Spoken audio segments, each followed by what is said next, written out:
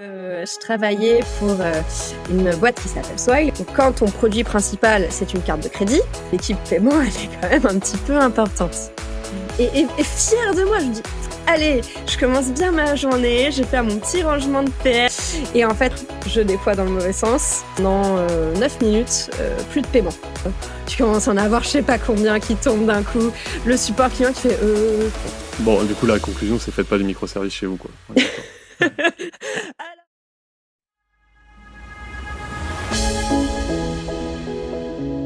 La vie de tech, c'est simple.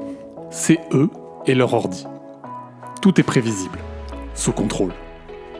Non, ça, c'est ce qu'ils voudraient qu'on croie. Parce que la réalité, personne n'ose nous la raconter. Enfin, jusqu'à aujourd'hui. Dans Tronche de Tech, on va leur tirer les vers du nez. On va leur faire raconter leurs meilleures anecdotes, les nuits où tout part en sucette et les bugs que personne ne comprend. Et puis, s'ils sont sympas, on les laissera peut-être se vanter de quelques réussites. Je m'appelle Mathieu Sanchez, je suis le CTO d'Akazi et je vous souhaite une excellente écoute. Salut Zoé, comment vas-tu ? Salut, écoute, ça va très bien et toi ?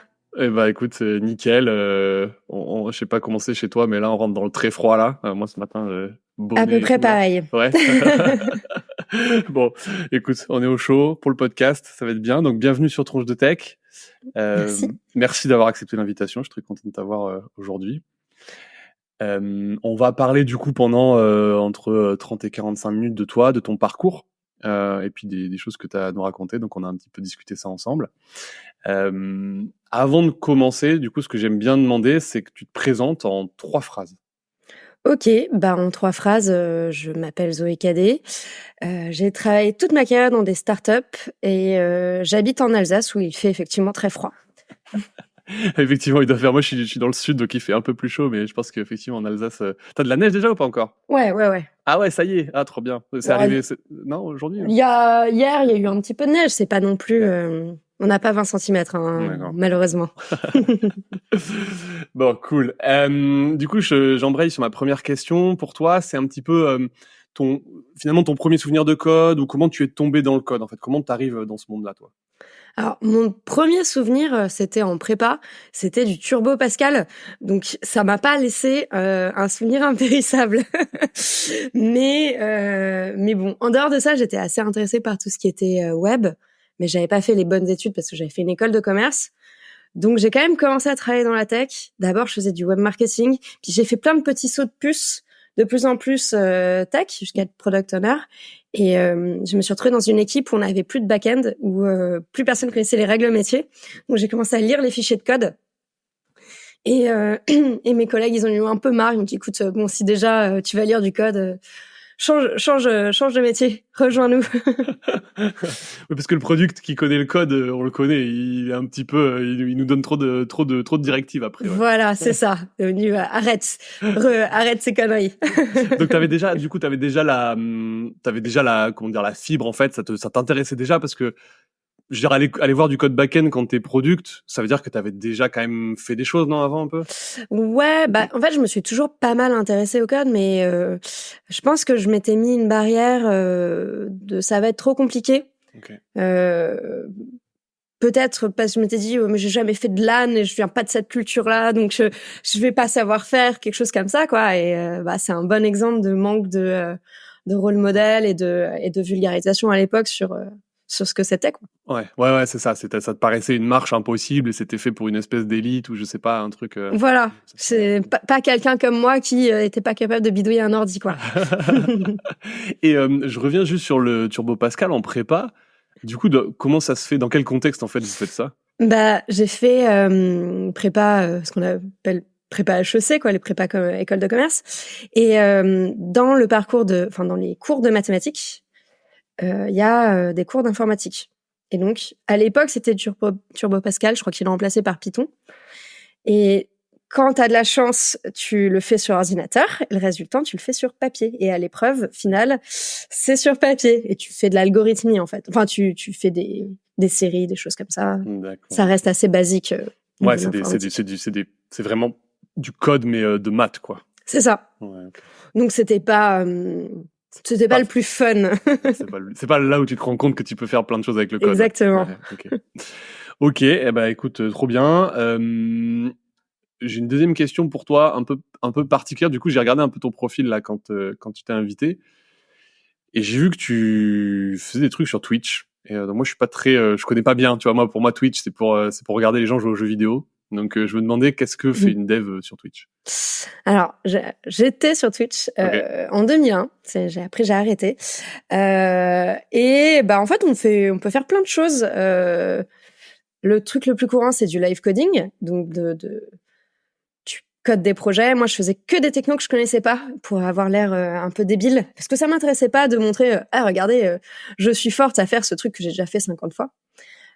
Et quand je me suis lancée, bah il y avait pas tellement de femmes, les chaînes étaient plutôt austères à part quelques-unes. Donc je suis arrivée avec un truc tout mignon, avec des oreilles de chat rose, enfin voilà. Un peu à la ouais, tu peux rajouter des filtres en fait, c'est ça ou non? Ah non, j'avais vraiment le casque, j'avais le casque Razer avec les oreilles roses qui clignotent. J'étais très classe. J'ai aussi fait du mentorat. J'avais proposé à quelqu'un qui sortait de bootcamp de faire des sessions en direct et sur le code et sur comment chercher un boulot. Streamer du coup, donc ça veut dire que tu avais la personne, tu l'as mentorée et il y avait des gens qui pouvaient regarder comment tu l'as mentorée en fait. C'est ça. Okay.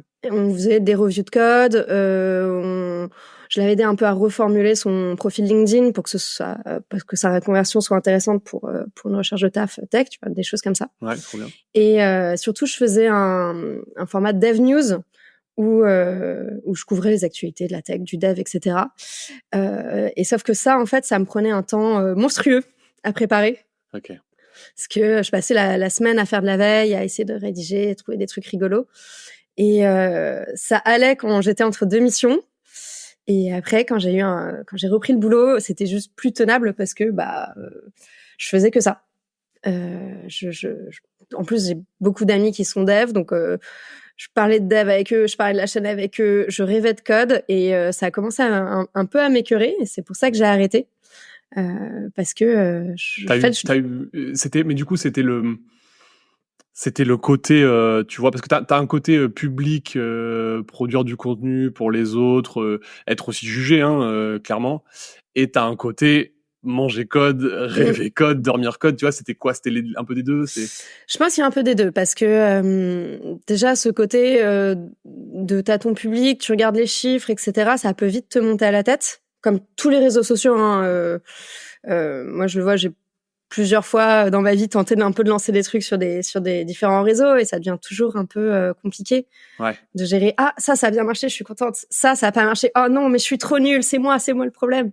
Alors, donc il y a cet aspect-là, et puis juste en fait, à un moment, quand tu fais que du code tout le temps, peut-être t'arrives les fois où tu vois ta famille ou des gens qui en ont rien à faire, et tu te rends compte que t'as plus d'autres sujets de conversation et qui te regardent, ils font mais ma pauvre, prends des vacances. Et ouais, c'est un peu le côté, je trouve, difficile quand c'est un métier passion. Tu peux vite avoir la tête dedans. Et tu as du coup le côté, moi je vois des fois, tu vois, ce truc où si tu es avec un groupe de potes et il y a un pote qui est dans le même truc que toi, tu vas partir dans la discussion qu'il y a que vous deux qui comprenez. Et en fait, c'est sympa, tu vois, mais d'un autre côté, je sais pas si tu t'aliènes, mais en fait, tu parles que avec cette personne-là, et à la fin, tu dis, en fait, j'ai passé ma soirée à reparler du truc que je fais toute la journée. Et bien, c'est une passion, mais des fois, c'est pas mal de s'ouvrir à d'autres trucs. Ouais, complètement. Si. Après, du coup, j'ai les potes qui nous engueulent. C'est genre, vous êtes encore dans votre coin à parler boulot, ça suffit maintenant, voilà. Donc c'est important c'est pour ça, c'est important d'avoir des potes pas dev, mais non, le pire, c'est d'être en couple avec une personne qui fait ce métier, parce que là, tu peux vraiment, tu gardes vraiment la tête dedans H24. Ouais. Alors c'est sympa parce que tu te stimules et tu pars sur plein de projets et tout, mais ouais, je vois très bien. Moi, j'ai travaillé pendant un moment, enfin, ma femme, au début, pendant les 2-3 premières années, je crois, on travaillait ensemble, tu sais, dans le même, et donc, du coup, je vois très bien le truc où tu te sors jamais du boulot, en fait. Tu te sors jamais la tête de ça, alors que t'en as besoin. Et je reviens sur le truc des stats un petit peu, se comparer. Je vois très bien ce truc. Moi, tu vois, je publie un peu sur LinkedIn et tout, et en fait, je vois, c'est un enfer. Là, j'ai eu 2 semaines de vacances où j'ai pas publié, mais en fait, j'ai jamais été aussi bien, je pense, tu vois, détendu et tout. Et en vrai, c'est, je sais pas comment faire, tu vois. Toi, finalement, t'as arrêté, mais est-ce que t'avais des recettes ou des choses pour essayer d'arrêter de se comparer, en fait, d'essayer de mettre un peu de côté son ego qui revient au galop, tu sais pas pourquoi, des moi, fois. Je sais pas faire. Ouais. Je sais pas faire. En fait, je m'en rends compte dès qu'il y a un peu de la data. Déjà, s'il y a un chiffre, je veux l'optimiser. Et c'est ce que j'ai fait sur Twitch. En fait, j'étais pas consommatrice de Twitch. J'ai découvert le truc. J'ai fait OK, on peut devenir partenaire. Donc c'est une coche que t'as au bout d'un certain nombre. Enfin, il faut certaines statistiques pour l'avoir. Okay. Je dis OK, ça c'est mon objectif. J'ai rushé le truc et le jour, je crois. Alors. Quand j'ai eu le statut partenaire, je crois que j'ai arrêté 2 semaines après. Ah ouais? Parce que t'avais atteint ton objectif, ouais. Ouais. Donc voilà, moi je suis très mauvaise. Il y a une gamification, il y a des chiffres, etc. Je vais foncer dedans. Donc non, c'est compliqué. C'est compliqué de pas se comparer et de pas rentrer là-dedans. Moi j'ai malheureusement pas trouvé la recette encore. Ouais, je suis d'accord. Mais en fait c'est débile parce que, enfin, c'est débile. Je sais pas, c'est humain, mais tu vois. Moi, je me dis, mais pourquoi on n'est pas satisfait juste de ce qu'on fait, en fait? Tu vois, on fait un truc, en fait, on est content de ce qu'on a fait et on peut être satisfait intrinsèquement de ce qu'on a fait. Je pense que quand t'es dev dans cette partie d'Internet, c'est très différent parce que tu vois des gens qui font des conférences, tu les vois qui ont des communautés, etc. Tout cet aspect du travail qui n'est pas, en fait, intrinsèque à notre travail, nous, on baigne un peu là-dedans et t'as un peu de FOMO, de fear of missing out, dire ah mince, les autres ils font plus, moi aussi je dois faire plus. Ouais. Et je pense que ça vient avec le syndrome de l'imposteur qu'on a tous et toutes. Ouais. Et alors que c'est pas notre taf. Ouais. Dans l'absolu. Je suis d'accord. Mais est-ce qu'il n'y a pas aussi un truc, tu vois, moi je vois, je sais pas si j'essaie d'analyser, mais en fait on est sur un métier où tu sais qui change très très vite, beaucoup de techno qui sortent tout le temps, et même si je pense que c'est pas vrai, t'as quand même l'impression que tu peux devenir très vite obsolète. Ouais. Tu vois, peut-être ça. Et moi, du coup, j'ai l'impression que des fois, ça me pousse un peu à me dire, attends, faut que j'aille plus loin parce qu'en fait, je vais devenir obsolète, je vais me faire dépasser par l'IA, par les technos, je vais être trop vieux pour apprendre, ce qui, je pense, c'est pas vrai, tu vois. Mais je pense qu'au fond de moi, il y a un peu de ça. Je vois complètement, parce que effectivement, le coup de l'IA, j'ai l'impression de commencer à être un peu larguée. Je suis genre, oh là là, faut vite que je prenne du temps, que j'aille lire des articles. Et ça donne un peu l'impression d'être tout le temps en train de courir après un truc. Ouais. De pas pouvoir souffler, en fait. Dès que tu crois que t'es bon, bah non, il faut continuer à courir. Alors c'est cool parce que je pense que c'est ce qu'on aime, mais c'est vrai que c'est un stress un peu permanent. Tu peux pas courir tout le temps. Il y a un moment, il faut que tu te fasses une petite pause. Okay. Ouais, mais c'est la complexité de notre boulot, quoi. Ah ouais, c'est marrant. Et maintenant, du coup, que t'as arrêté Twitch, ça va mieux, t'as trouvé un meilleur équilibre. Bah pas trop. Enfin, okay. Moi je continue à avoir ce souci d'être trop dans la tech. Je suis régulièrement, en fait, je travaille trop, trop fort, on va dire. Je peux avoir des périodes où après une journée de taf, il me faut aller 30 minutes, voire 1 heure sur mon canapé à scroller, voire garder un peu dans le vide avant d'être à nouveau capable de faire des trucs.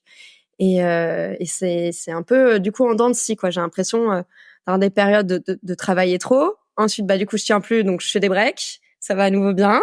Je suis à nouveau ultra motivée. Et hop, c'est reparti pour un tour. Et voilà, c'est un peu l'objectif 2024, c'est de briser ce cercle, ouais. Ouais, le bon. Moi j'ai toujours ce truc aussi de à chaque fois que je prends des vacances, tu vois, ça me remet un peu les pieds sur terre, je pense. Et je reviens à la rentrée avec des bonnes résolutions en me disant allez. J'essaye de garder un peu de distance et un petit peu, et en fait, ça tient 3 jours, quoi. C'est vrai que j'ai pas trouvé non plus la recette, quoi. Et je sais pas, je suis admiratif des gens qui ont vraiment la recette ou qui trouvent cette espèce d'équilibre parce que, ouais, j'aimerais bien l'avoir. Vraiment. Ça ferait du bien. Surtout que les gens qui m'entendent en parler disent, bah, bosse moins, fais moins d'heures. Et j'ai pas l'impression de faire partir beaucoup d'heures. C'est vraiment plus un problème d'intensité, quoi, dans le travail. C'est l'implication aussi des fois intellectuelle, tu t'es à fond dans le truc, tu t'arrives pas à t'en détacher, je vois très bien. Ça revient en fait, des pensées parasites un peu qui reviennent tout le temps. Ouais. Et puis l'envie d'être tout le temps à 100%, alors est-ce que c'est encore une fois du syndrome de l'imposteur, est-ce que c'est l'envie d'être toujours au top, mais j'ai du mal à accepter de pas faire le taf à 100% tout le temps. Donc, alors que peut-être qu'en fait, 70, c'est pas mal, tu vois. Ouais, mais t'as un côté perfectionniste, en fait, c'est ça. Hein, ouais, bah, comme beaucoup de gens, je pense que ça n'a rien de très original. Mais... Non, mais après, tu vois, il y a des gens qui sont peut-être meilleurs dans le 20, enfin dans le 80-20, tu vois, et qui s'en portent peut-être mieux aussi, tu vois, parce que du coup, bah, ils réussissent, je pense entre guillemets, les objectifs, et puis ils s'acharnent pas des fois aux petits trucs où tu te dis attends, pourquoi je le fais? Si tu prends un peu de recul, tu dis pourquoi je fais ça, quoi. Donc, je pense que je suis un peu comme toi aussi. mais je pense que c'est un bon objectif, tu vois, de 2024, de croissance, d'épanouissement, d'adulte. Ouais, c'est ça. Bon, ben on croise les doigts pour toi alors. Merci. Top. Est-ce que je vais passer à la question suivante si ça te va. Est-ce que tu peux me raconter une expérience marquante de ta carrière? Je crois que t'as été beaucoup en freelance, c'est ça? Les deux. Je suis un peu une fausse freelance. Je fais souvent des missions longues, okay.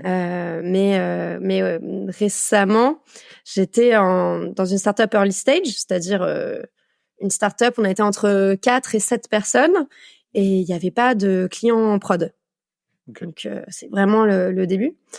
Et j'y suis allée avec une vision idéalisée de l'early stage parce que j'en avais entendu que les gens qui ont été au tout début des startups qui sont devenues des licornes. Voilà, tout va vite, on va lever des sous, on va devenir des stars, voilà. Sauf que c'était 2023. En 2023, il y a eu très peu de levées de fonds, en particulier dans la fintech, qui est domaine dans lequel je travaille. Okay. Et du coup, c'était une ambiance très différente parce que tu vois tes collègues partir. On est beaucoup en 2023 à avoir vu des collègues partir, mais quand t'es 5, ça pique. Ça fait 20% des collègues, ouais, c'est bien qu'ils voilà. Et puis il y a un truc très bizarre à te dire bon là je bosse, mais en fait dans un mois ou deux, est-ce que j'ai encore du taf? C'est très étrange et je pense que j'avais absolument pas pris ça. Personne s'en doutait à quel point cette année serait difficile sur les levées. Et ça reste une bonne expé, hein, parce que c'était chouette, j'ai appris plein de trucs. C'est super intéressant de bosser en early stage parce que tu t'as les mains dans tout, tu bosses près du business, tu prends des décisions produits. Enfin, t'as beaucoup plus de responsabilités que dans des plus grosses équipes. Mais c'est assez particulier parce que tu deviens un peu schizophrène. C'est-à-dire que d'un côté, tu as les mauvaises nouvelles, on dit cette levée de fonds, ce sera pas pour cette fois. Et après, tu dois faire un cadrage de ton projet et tu es là, OK, comment je fais du, on va dire, bon code parce que comme ça, le jour où on veut rajouter telle feature, on peut le faire évoluer. Et en même temps, tu sais pas si la boîte, elle existe. Ouais. Mais t'es obligé parce que tu vas pas te mettre à faire du code dégueu. Ouais. Et du coup, tu me disais un truc au début, tu me disais en fait c'était vraiment tellement early qu'il y avait pas de clients. En fait, tu développes un produit.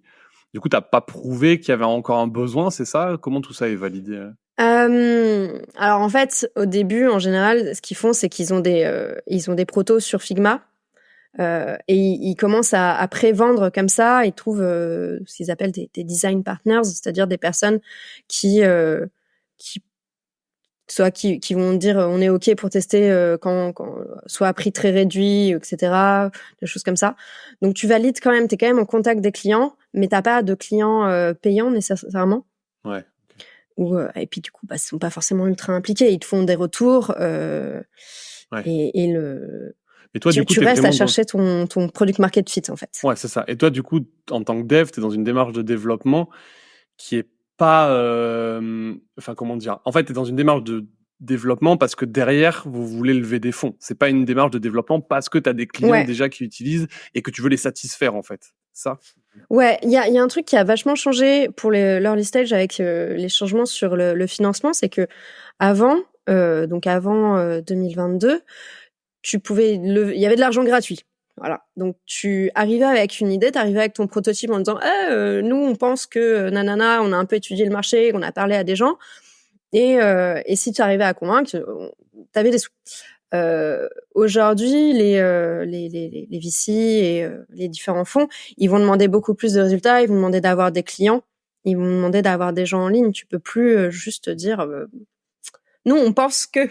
Maintenant, prouvez-nous d'abord. Donc, tu es obligé de le développer à un certain point quand même, ton produit. Ouais, c'est ça. Donc toi, finalement, tu travaillais un petit peu dans cette ambiance-là avec je sais pas comment dire ça, mais un petit peu, tu savais plus trop sur quel pied danser, quoi. Mais est-ce que du coup, parce que l'objectif finalement en tant que dev, c'est quoi? C'est d'avoir plus de clients ou c'est de montrer des choses à des VC? Un peu des deux, parce qu'en fait, c'est même pas juste les VC, c'était développer les features pour convaincre des clients qui étaient en cours de discussion et qui disent franchement, ça a l'air bien votre truc, mais il manque ça pour que je puisse l'utiliser. Donc je fais OK, pas de souci. Donc nous, on va bosser là-dessus pour arriver à les amener à la signature. Voilà. D'accord. Ouais, d'accord. Et ça marche autant avec les clients qu'avec les VC, en fait. Okay. Ouais, d'accord, ok. Et du coup, t'étais la seule dev? Non, on était principalement des devs, donc on était, en gros, il y avait un product, le CEO qui était plus sur l'aspect sales et le reste c'était des devs. C'était que du dev, ouais. Ok, d'accord. Comment je sais pas comment tu traduirais peut-être par rapport à tes autres expériences, en fait, qu'est-ce que t'en as tiré un petit peu comme, je sais pas, comme leçon Je pense que de toute façon, fallait que j'aille découvrir l'early stage parce que c'était un truc qui m'intriguait. Mais que c'est un peu cassé la vision paillette que j'avais, mais c'est une bonne chose parce que moi, je continue à trouver ça assez cool, l'early stage. Je pense que j'y retournerai, mais j'y retournerai peut-être plutôt en tant que founder. Okay. Mais on va dire un petit peu plus armé que ce que j'étais avant sur c'est aussi se prendre des gamelles. J'ai vu les founders, gros respect pour eux parce que ils se prenaient des noms, ils continuent à y retourner, ils continuent à y croire parce que la boîte est pas continue, elle est pas arrêtée. Et ils continuent à y croire et disent OK, on a encore telle piste, vas-y, on trouve des moyens, on tente le truc. Voilà. Je pense qu'il faut effectivement, je pense que c'est ce que j'admire beaucoup chez un fondateur de boîte, c'est que il faut vraiment croire dans ton projet, quoi. Tu peux pas y croire à moitié. Si tu y crois à moitié, c'est sûr que tu vas nulle part parce que je pense que même un projet qui marche, il est passé par forcément plein de phases où en tout cas, il y a plein de monde qui croyait plus que ça allait marcher, tu vois. Et je pense que résister à ça, je sais pas. Moi, j'ai pas l'impression que j'ai ça en moi, tu vois, ce côté, je peux y croire coûte que coûte. Ouais. Après, est-ce qu'ils y ont cru? Enfin, est-ce qu'ils y croient tout le temps? Je ne sais pas. Mais en tout cas, face au reste de l'équipe, ils étaient bien solides. Okay. J'ai pas senti à aucun moment, et même maintenant, je les sens pas dire. Ils sont réalistes. Il y a un moment, faut pas se voiler la face, faut se mettre des limites. À tel moment, il y a plus d'argent, mais en tout cas, face au reste de l'équipe, ils nous ont bien tenus parce que pas toujours facile de garder la motive quand tu sais pas si ton code il sert à quelque chose. Ouais. Oui, parce que c'est important. C'est qu'en fait, effectivement, ce que tu dis qui est intéressant, c'est que même si toi, en tant que fondateur, tu as des doutes, tu peux être transparent, mais il y a des choses que tu sais que si tu instilles le doute dans ton équipe et qu'elle se délite, en fait, c'est fini, quoi. Donc, je pense qu'effectivement, il faut être stratège un petit peu dans ce que tu laisses transparaître. Et puis en tant que membre de l'équipe aussi, tu sais que, moi je trouve qu'il faut éviter de partager trop ses doutes. Tu peux bien sûr en parler parce que c'est important, et il faut de la transparence, mais je crois que chacun a un peu sa responsabilité pour pas pourrir l'ambiance. Ouais. Parce que t'es trop peu nombreux pour commencer à arriver défaitistes. Ouais, je suis d'accord. Non, mais clairement, mais je sais pas si j'ai fait du early stage aussi petit, tu vois. Moi, j'ai quand même fait, je crois qu'il y avait toujours quand même un minimum de clients, donc j'ai pas connu ce truc-là, mais je pense que c'est effectivement une expérience intéressante en tant que dev. Ok. Bon, trop bien. Est-ce que maintenant tu peux me raconter ta plus grosse bêtise de dev? Alors, est-ce que c'est une grosse bêtise? Bon, un peu. Ça pourrait être pire. Ça peut toujours être pire. Alors, avant ça, je travaillais pour une boîte qui s'appelle Swile, que peut-être certaines personnes connaissent. Pour ceux qui connaissent pas, c'est une très grosse start-up de paiement par ticket resto, carte de paiement. Entre autres, font d'autres trucs, mais ils sont surtout connus pour ça. Et moi, je travaillais dans l'équipe paiement. Donc, quand ton produit principal, c'est une carte de crédit, l'équipe paiement, elle est quand même un petit peu importante. Et un matin, je me suis dit, très bien, je me lève, j'ai mon café et j'avais j'avais des PR à merger. Et fière de moi, je dis, allez, je commence bien ma journée, je vais faire mon petit rangement de PR, etc. Et en fait, on avait des microservices et un monolithe, donc une base de données partagée. Okay. Tu vas peut-être vite voir arriver le problème. Donc, l'ordre de déploiement, quand tu as une migration pour ta base de données, il est important. Okay. Pas réveillé, bien sûr. Je déploie dans le mauvais sens. Et le temps que je m'en rende compte, en fait, pendant 9 minutes, plus de paiement. Il est, je sais pas, il doit être 9h.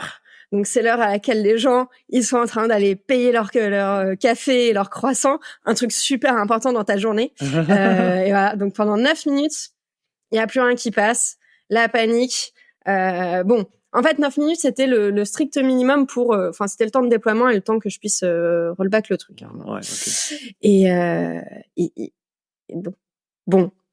C'est 9 minutes, c'est pas beaucoup. Ouais. Des heures. En gros, t'as comme dans beaucoup d'équipes, hein, t'as du reporting, t'as un channel sur Slack dans notre cas avec les erreurs qui pop et là tu commences à en avoir je sais pas combien qui tombent d'un coup. Le support client qui fait il se passe quelque chose là, non? Il y a plein de gens qui appellent, c'est bizarre. Hein. C'est chelou. Ils sont pas contents. Et après, donc 9 minutes, mais concrètement, ça nous a pris, je crois, la journée à réparer. Ah ouais. Okay. C'est plutôt ça le problème. Ok. Parce que après. Parce qu'après 9 minutes, parce que du coup juste pour au niveau technique en fait, en gros t'as fait une migration, donc c'est comme si j'essaie de vulgariser ça, mais t'as ta base de données, elle a ce qu'on appelle un schéma, donc en fait comment elle est. Comment expliquer ça? C'est son catalogue, enfin j'en sais rien, je sais pas comment l'expliquer, mais du coup tu l'as changé et du coup il y avait des applis qui comprenaient très bien le nouveau schéma et d'autres qui comprenaient que l'ancien. Et du coup, celles qui comprenaient que l'ancien, elles ne fonctionnaient plus. Ouais. Je crois que j'avais ajouté une colonne, comme si on ajoutait une colonne dans un Excel, quoi. Voilà, c'est ça. Et tout d'un coup, il y a des gens qui comprennent plus ce qui se passe. Et du coup, derrière, comment tu fais pour revenir en arrière, en fait? T'es revenu en arrière parce que du coup, t'as dû rollback la migration, en fait. T'as dû revenir sur l'ancien schéma de la base, c'est ça? Alors non, en fait, donc on avait, c'est un peu particulier, donc faut parler peut-être un petit peu microservice. Je vais essayer de faire ça simple. Donc un microservice, c'est quand au lieu d'avoir une seule grosse code base, on se dit tiens, on va extraire tel bout de logique, ça va devenir son petit monde indépendant qui peut tourner tout seul et qui peut éventuellement servir à différents produits. Ça, c'est la théorie. Dans les faits, c'est souvent moins le cas. Et quand tu le fais, si tu l'as pas fait dès le départ, en général, tu as cette grosse partie initiale qui gère la base de données, ce qui était notre cas, le monolithe, et on avait extrait des petits microservices, mais qui continuent à lire sur la même base de données. Ce qui est pas ouf quoi. C'est pas comme ça que c'est censé se passer, mais quand tu extrais du code, c'est un peu un passage obligé. Enfin, c'est compliqué de pas le faire, quoi. Mais c'est pas du tout une situation très confortable. Et en fait, j'aurais dû d'abord rajouter cette colonne dans l'ancien code, qui gère la base de données, et ensuite le microservice, tu mettre son code qui utilisait cette nouvelle information. Okay. Sauf que j'ai d'abord mis le microservice qui voulait utiliser une nouvelle information qui n'existait pas. Et du coup, en fait, j'ai remis le microservice dans son ancienne version, qui ne connaissait pas encore cette colonne, et du coup, il a arrêté de râler. Ouais, ok. Et puis j'ai mis les choses dans le bon ordre. Ouais, ok. Voilà, c'est ça. Mais après, pour réparer, Et après, le problème, en fait, c'est le problème du paiement, c'est-à-dire que il se passe plein de trucs entre le moment où tu payes avec ta carte de crédit et là où nous, on va dire oui, t'as le droit de payer ou non, t'as plus d'argent. Et en fait, ça fonctionne, tu reçois des messages des prestataires de paiement, si tu veux. D'accord. Et c'est des webhooks. Et selon comment t'as géré ton architecture, parfois si tu les as ratés, tu les as ratés. Ou alors tu les as pas traités comme il fallait, donc il faut pouvoir les relancer, et ils ont un ordre. D'accord. Voilà. Okay. Parce que c'est le monde merveilleux du paiement. J'adore. Mais du coup, effectivement, ce que tu as dû réparer, c'est les conséquences de l'erreur. C'est-à-dire que l'erreur, elle a été très vite réparée. Par contre, derrière, ça a provoqué des effets en cascade. Et ces effets-là, remettre en fait l'intégrité de la donnée là-dessus, ça a été une galère, quoi. C'est ça. Bon, et le service client qui a pris cher aussi. Mais ouais, moi j'étais bien penaude, on va pas se mentir. Ouais. Par contre, c'est mon souvenir de ce moment, c'est que on a fixé ça en équipe. Parce que j'étais pas là depuis si longtemps que ça, donc j'étais pas capable de tout régler moi-même, et qu'il y a pas une seule personne qui m'a fait un reproche là-dessus. Okay. Il y avait vraiment ce truc de, franchement, on est tous passés par là, on a tous fait une connerie, voilà, et c'était ce qui était, je trouve, très cool dans cette équipe. La devise, c'était no risk, no fun. Ouais, c'est vrai. Après, moi, je sais que la réparation a posteriori, elle est jamais très fun pour le coup. Non. Tu prends ça peut être fun de, tu sais, l'adrénaline que t'as quand t'as cassé et que tu répares, même si je pense que c'est pas très bien, mais c'est rigolo. Mais la réparation a posteriori, ouais, je trouve ça tellement pénible. Ouais, non, c'est l'enfer. Et encore, après ça, on a eu d'autres soucis dus à des prestataires, et moi, ça m'est déjà arrivé de passer plusieurs jours à réparer des problèmes d'un prestataire. Non, c'est la data. C'est nul, c'est vraiment nul. Mais après, ça arrive forcément. Oui. Faut aussi être intelligent sur ça peut arriver d'autres fois. Comment on fait en sorte que ça se passe plus, ou qu'on ait des meilleurs outils pour réparer. Donc d'avoir les bons scripts ou des choses comme ça. Typiquement, je parlais du fait de recevoir des messages et de pas les avoir joués. Une des solutions qu'on a mis en place après, c'est d'être capable, voilà, d'enregistrer sur un autre outil, on va dire, et de pouvoir tout rejouer a posteriori dans le bon ordre. Voilà. Ouais, c'est ça. C'est toujours ce qu'il faut faire. C'est, tu sais que ça va pas être, c'est impossible de tout prévenir. Par contre, avoir des solutions de mitigation pour simplifier les prochaines réparations, etc. C'est ça qui est important. Mais du coup, c'est intéressant ce truc parce que du coup, vous avez fait un service dédié à l'enregistrement de messages, c'est ça, un truc comme ça? Ouais, enfin, on utilise des outils qui sont déjà disponibles sur ES, du queuing, des choses comme ça, quoi, qui te permettent d'anticiper que tu ne seras pas toujours disponible 100% du temps. Ok, excellent. Bon, du coup, la conclusion, c'est faites pas des microservices chez vous, quoi. Alors, là, tu me provoques. Effectivement, je ne suis pas une grande fan de microservices. Voilà, c'est un avis qui n'est pas partagé par tout le monde. Mais je trouve que c'est rarement bien fait. Je veux bien croire à ce mirage qui est... Pardon, je troll un peu. Mais je veux bien croire qu'il y ait des microservices très bien pensés, très bien délimités, et que c'est top. Mais de ce que j'ai pu voir, quand on met en place des microservices, bon, il y avait un peu un effet de hype, mais c'est aussi souvent pour répondre à un problème d'organisation. Ok. Parce que tu commences à avoir plein de gens qui travaillent sur la même codebase, ça devient compliqué. Donc tu te dis, on va faire 2 équipes. Donc on va faire 2 microservices, comme ça on se marche pas sur les pieds, sur les déploiements, etc.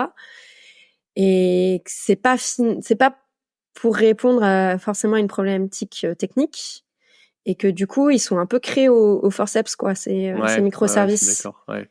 Et je suis d'accord avec ça. Et ce que j'avais vu aussi, c'était quand tu crées.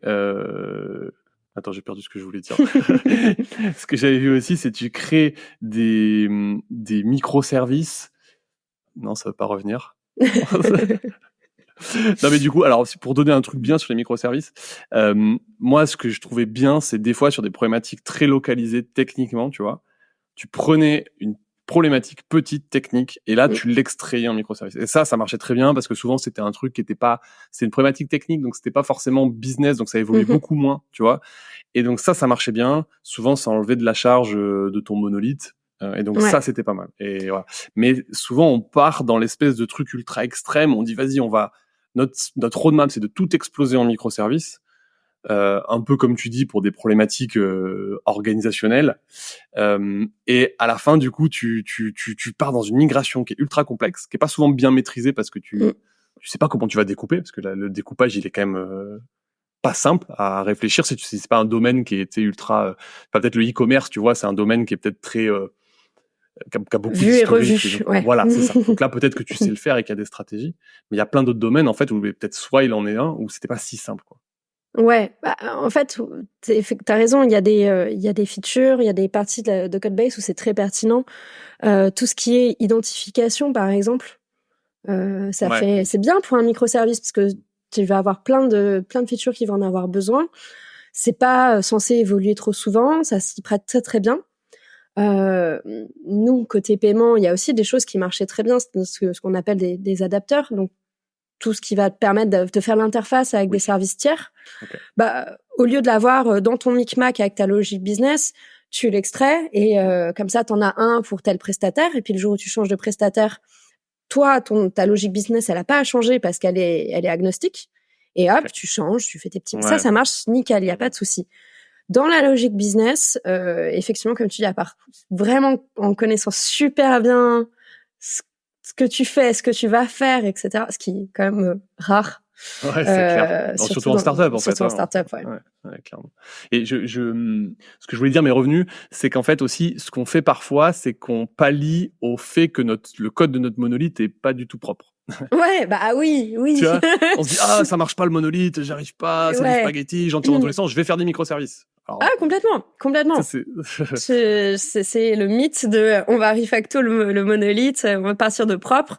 Voilà, c'est ça. Alors que je pense que tu vois, la réalité, c'est de refacto bien ton monolithe avant de réfléchir à faire du microservice. Parce que sortir des services d'un monolithe avec un monolithe pas propre, c'est un enfer. C'est vraiment un enfer. Je pense que si je devais le refaire, enfin, j'ai pas été, je faisais pas partie de l'équipe quand il fait décisions et définition des microservices, mais si je dois avoir ce genre de problématique, je partirais plutôt sur dans ton monolithe faire des namespaces, donc des dossiers où tu commences à isoler le code et tu vois si le truc il peut vivre tout seul. Ouais. Juste tu le sors un peu, tu le bouges, tu le réarranges, mais ça reste dans ton même projet. Et je pense que comme ça, si tu commences à ranger comme ça, tu peux voir ce qui est destiné à devenir un microservice, parce qu'en fait le truc, il est dans son coin, il vit sa vie. Bon, autant le mettre ailleurs et le confier à quelqu'un d'autre, quoi. Ouais, je suis d'accord avec ça. Je pense que c'est le truc qu'ils appellent monolithe modulaire, en fait, où tu as un petit peu le meilleur des deux mondes. Après, t'as toujours des problématiques d'infrastructure et de charge et tout, mais qui, pour moi, qui suis aussi dans le monde startup, tu vois, c'est des choses, on s'en soucie plus tard, en fait. On s'en soucie plus tard. Ouais, mais le jour où tu t'en soucies, ça pique, hein. Ouais, c'est clair. Ouais, c'est clair. Petit passage par les microservices, du coup.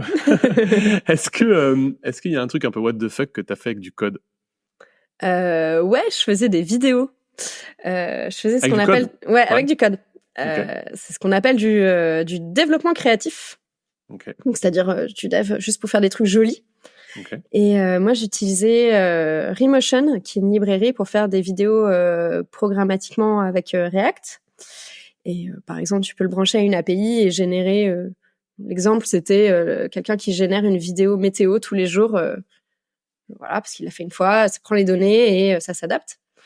Et moi, je m'en servais pour faire des animations sur Twitch ou même des trucs juste des petits effets d'eau, des lampes à lave, des choses comme ça. Et ce qui était rigolo, c'est que je me suis retrouvée à utiliser des formules mathématiques qui ont été inventées par des gens de Pixar et de Disney. Parce que c'est les premiers à s'être dit, bon, on veut faire des choses avec un ordinateur, comment on va faire ça? Par exemple, il y a le plus connu, c'est le bruit de Perlin. C'est une sorte de pseudo-aléatoire où, au lieu de... Imagine, t'as une grille et il faut mettre une valeur dans chaque case. Et tu veux des valeurs aléatoires parce que tu veux pas... Tu veux que ça change, par exemple, à chaque fois. Si tu mets du vrai aléatoire, ça va ressembler à rien. Ça va popper partout. Et là, ça te permet, en fait, d'avoir une valeur qui est calculée en fonction des cellules voisines. Et ça a été fait pour faire un effet d'eau.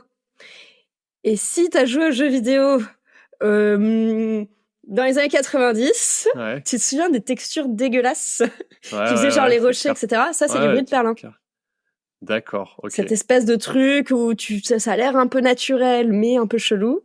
Ouais, parce qu'il y a quand même c'est parce que c'est en fait maintenant c'est lycée, c'est-à-dire qu'avant c'était pas lycée, avant tu avais beaucoup de comment dire, avant tu voyais les pixels et là c'est beaucoup plus comment dire, continu en fait dans les structures que tu crées. OK. Et ça c'est Pixar qui a inventé ça?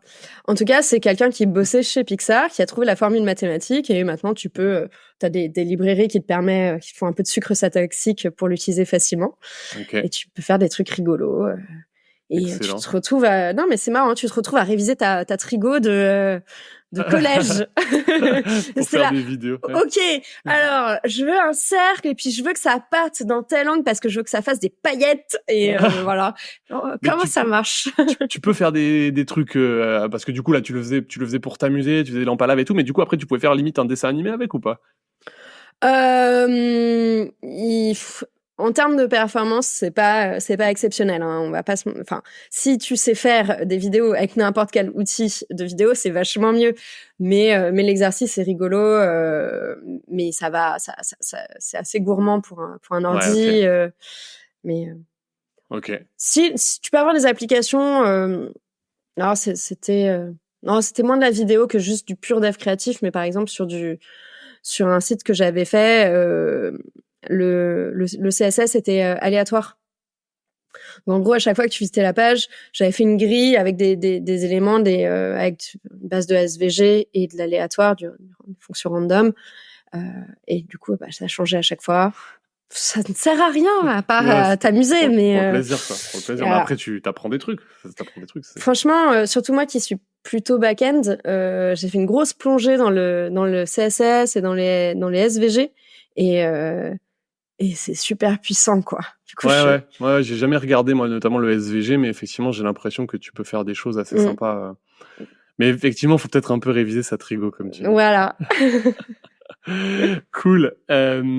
Cool. Et ben, écoute, on a fait un bon tour, Zoé. J'ai une dernière question pour toi.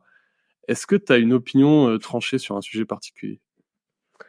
Alors, j'en ai plein parce que je suis dev, mais je pense que ma petite bataille, c'est que c'est contre les stand-up. Je trouve que le stand-up du matin, il faut arrêter ça. Ça ne sert à rien. Il y a plein de devs qui seront d'accord avec toi, je pense. Ouais, je trouve que le côté moi hier j'ai fait ça, aujourd'hui je fais ça, ça apporte pas grand-chose. C'est un peu du micromanagement. Ouais, bah je suis pas d'accord avec toi.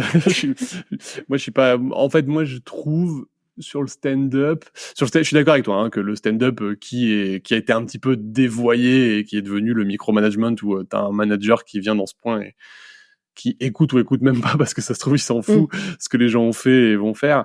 Ça, je suis d'accord que c'est pas forcément l'utilité. Je sais pas, moi, je suis beaucoup en remote, tu vois, j'ai une équipe pas mal en remote et je vois quand même l'intérêt de ce truc en tant que social, en fait. C'est le seul moment où tout le monde se voit tous les jours, tu vois, même si ça dure 10 minutes.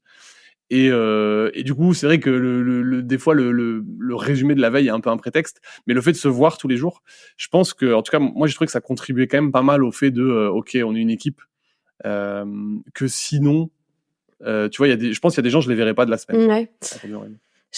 Alors, je vois ce que tu veux dire parce que, pareil, j'ai bossé en full remote et je continue à bosser en full remote, et il y a une vraie problématique de comment on continue à être une équipe, etc.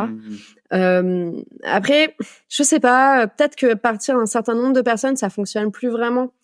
Parce que quand t'es pas beaucoup, que tu t'entends très bien, c'est rigolo. Mais quand tu commences à être beaucoup ou qu'il y a quelqu'un qui est peut-être manager ou plus expert, enfin quelqu'un qui est un peu au-dessus de toi, tu te permets plus trop de faire des blagues, donc c'est un peu guindé. Ouais. Ou même des gens que tu connais pas, tu peux pas t'entendre bien avec tout le monde, donc t'as pas toujours envie de faire des blagues devant tout le monde. Et tu perds justement ce côté de on est une équipe et c'est rigolo. Parce qu'à la machine à café, tu fais pas non plus des blagues avec ton collègue qui est pas drôle. Ouais, je suis d'accord. C'est cool, ça dépend quand même beaucoup de l'équipe et de la dynamique déjà qu'a l'équipe pour voir si ce truc-là est efficace ou non. Je pense que...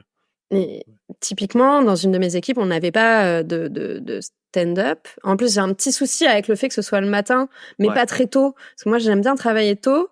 Mais souvent, comme les autres, ils sont un peu, on va dire, moins du matin, ça tu peux l'avoir à 9h30, 9h45. Du coup, au début, tu te lances dans des trucs. Puis au fur et à mesure, t'as un peu la flemme. Donc, tu vas attendre. Donc, c'est un peu contre-productif. Non, mais je suis d'accord avec ce truc qui est en fait le problème, c'est que il est pas adapté, chacun à son rythme, et effectivement il est pas adapté au rythme de chacun, il casse un petit peu, tu vois, ça va casser le rythme de chacun, mais d'une manière différente. Ouais.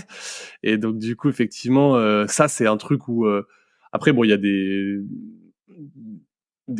stand-up asynchrones où tu le fais par écrit.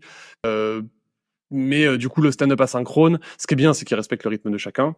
Mais du coup, il est vraiment en mode flicage, tu vois, puisqu'en fait, tout ce qu'on regarde dans le stand-up asynchrone, c'est qu'est-ce que t'as fait, qu'est-ce que tu veux faire, etc. C'est là, c'est vraiment du micromanagement. Ça apporte rien aux autres. Et en plus, a priori, t'as un board où t'as quelque chose qui fait déjà le taf. Donc, ça sert à quoi à part dire, regardez, moi, regardez comment je suis fort. Et c'est pas top, quoi. L'intérêt que je voyais aussi, c'est quand tu as des juniors. Qui peut-être ont un peu du mal à demander de l'aide ou tu vois, et qui restent un peu bloqués. Ce point-là force un petit peu le truc et permet de prendre l'habitude au début. Ouais. Alors, je suis d'accord, mais je trouve que c'est pas la meilleure façon de faire. Okay. Parce que pour moi, tu dois faire en sorte que tes juniors ou que n'importe qui en fait, à tout moment de la journée, puisse oser poser sa question, quoi. Ouais, sans se dire, oh non, je vais déranger tout, parce qu'effectivement, il y a rien de pire pour un junior. On a été junior, on sait que on dit, le temps des seniors, il est sacré, il faut surtout pas les déranger, ce qui est complètement con, en fait. Ouais. C'est notre taf, d'être dérangé et de répondre aux questions. D'aider, ouais. Et en fait, je trouve qu'avoir ce rituel le lendemain, ils vont se dire, je suis coincé, mais bon, il est déjà 16h, je vais pas embêter, donc je vais attendre demain. Et tu ralentis, quoi. Tu mets. Ouais, je suis d'accord. Ouais. Non, mais comme d'hab, c'est un équilibre à trouver qui dépend des équipes, tu vois. Et je pense qu'il faut s'adapter à l'équipe, comme d'hab. C'est ça le truc aussi. Toujours. Trouver la formule qui fonctionne bien avec l'équipe. Et puis, bon, après, comme d'hab, c'est que ça peut ne pas fonctionner pour une personne dans ton équipe de 8 ou 9. Donc, c'est ça qui est toujours difficile, c'est de trouver le dénominateur un peu commun. Mais, ouais, c'est pour ça qu'il y a des gens qui sont managers. Mais oui, si c'était facile, on aurait déjà trouvé la recette miracle. Et on discuterait plus de est-ce que c'est bien le stand-up ou pas. Ok, écoute, trop cool Zoé, merci pour tout ça. On a fait un tour de plein de choses. On a même parlé du microservice. Attention, un sujet qui me tient à cœur. Est-ce que je peux te laisser un petit mot de la fin du coup? Ouais. En mot de la fin, je vais un peu revenir à ce qu'on disait au début et surtout pour les devs en début de carrière et les passionnés, c'est ayez d'autres activités dans votre vie que le dev. Voyez d'autres gens qui font d'autres choses pour sortir un peu la tête du bocal. Et parce qu'en fait, bon, déjà, ça vous fera du bien. Et puis parce qu'en fait, on a vite des considérations un peu claquées à force d'être dedans sur le rôle du travail dans notre vie, sur les salaires, sur des choses comme ça. Et c'est important d'avoir des gens qui nous ramènent un peu les pieds sur terre, parce que voilà, c'est un métier particulier, c'est un métier cool. Mais c'est pas toute la vie. On ne sauve pas des vies. La plupart, ouais, non, c'est clair. Clairement. Ok, écoute, top. Merci encore pour tout ça, Zoé. Je te dis à bientôt. Merci à toi, c'était top et à très vite. Salut. Ciao.